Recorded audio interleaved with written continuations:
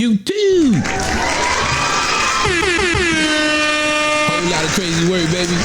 Yo, that's crazy work. Listen, I'm gonna give you one more time and you're through. I don't care about none of it. What up, YouTube? It's your Heavy Bad Boxing TV, man. If you don't get your goofy ass in here and hit the bag. All right, man, we're gonna do something a little different in this one, man. Shout out my guy Jamil, who was adamant about Liam Paro winning this particular bout and taking over the 140-pound division. Right? And look, we speak all the time over Instagram, man. He wanted to make a nice little thick wager on this particular bout. I need my money by Monday, by the way. And I was happy to oblige. But I also wanted to pour a little bit of salt in that wound. You feel me? Open up. FBI, open up! I wanted to take you down memory lane. Let's travel back in time so you can see exactly what old Heavy Bad TV had to say. Heavy, go first. Who you got winning this weekend? I'm taking Hitchins, man. I like Paro, and I definitely like how he was able to void a lot of the work from somebody like a Subriel Matias, a real killer, literally. But you can't do that versus another extremely athletic boxer. So now we get to see what you can do versus a talented boxer. And shout out to RC. I know he doesn't hold much stock in Hitchins, given some of the behind the scene clashes that's taking place. But I like him as a boxer, man, and I'm always gonna roll with the boxer. I think Paro is a boxer, but I think he's more of a boxer puncher. I think he'll be more inclined to be on the front foot in this fight, trying to track Hitchins down. And I think he probably just gets outboxed. So I like it. Split decision, Richardson Hitchins. Man, I'm not so sure if you can be more accurate in calling a fight with the split decision victory for, of course, Richardson Hitchins. Oh, but I don't stop there. Let's take you back a couple of days when what I had to say on my very own channel, boxers. And in this particular one, and don't get me wrong, I believe Paro's a boxer puncher himself, but I think Richardson Hitchins is just a pure boxer, not a ton of power. He's going to look to land and get out of the way, and I think he has the physical ability to do so. Maybe not athletically superior, but I do believe the speed aspect of it will come into play in this particular fight. And I think that is what excels for him in this fight.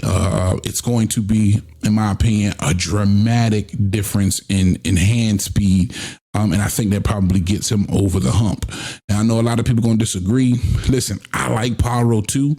I'm not going to be surprised if he goes in here and he knocks Richardson Hitchins out.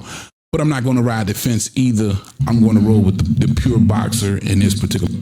Hey, rolling with the pure boxer. And like I said, it really did come down to the hand speed, right? Paro had a great start. He really did. And I was just like, yo, if, Richardson Hitchins catches a rhythm, could be a changing of the tide there. And exactly that's what happened. He caught a rhythm, and at some point from the fourth beyond, that jab just became blinding. He couldn't find it. It was too fast. It was too quick. It was the dramatic difference in hand speed. To me, it wasn't even really about timing. Even though the timing was there, of course, to land that same punch repeatedly, but it became blinding. It was so fast. Let's be honest, Paro just couldn't see it coming.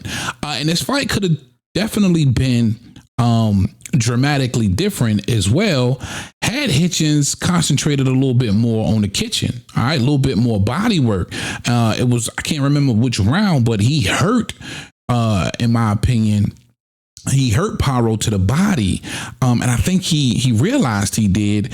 And at the very end of that round, and I don't, for the life of me, I don't see why his corner wasn't telling him to do more body work, to go down to that kitchen just a little bit more. I think this fight would have been even more of a wash, and you probably could have seen Paro hurt a few times in this fight had he did so. But listen, Jamil, like I tell you in every single video, just like this. Most motherfuckers don't know shit about boxing. Understand one thing. You see me. You see how strong I am. You can't win. You've seen him. You know how strong he is.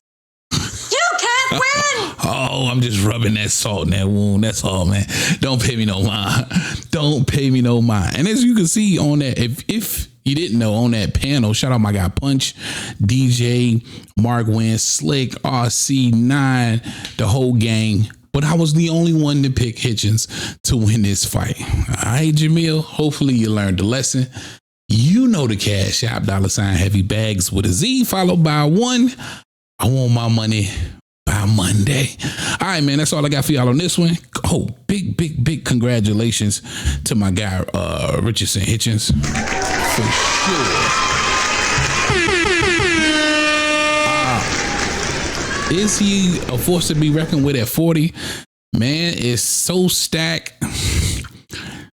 I just wish he had a little bit more power, bro. You know what I'm saying? We're going to see how long he's able to hold on to that IBF title. It's going to be intriguing how they match him up moving forward. I just liked his style a little bit more versus a Liam Paro.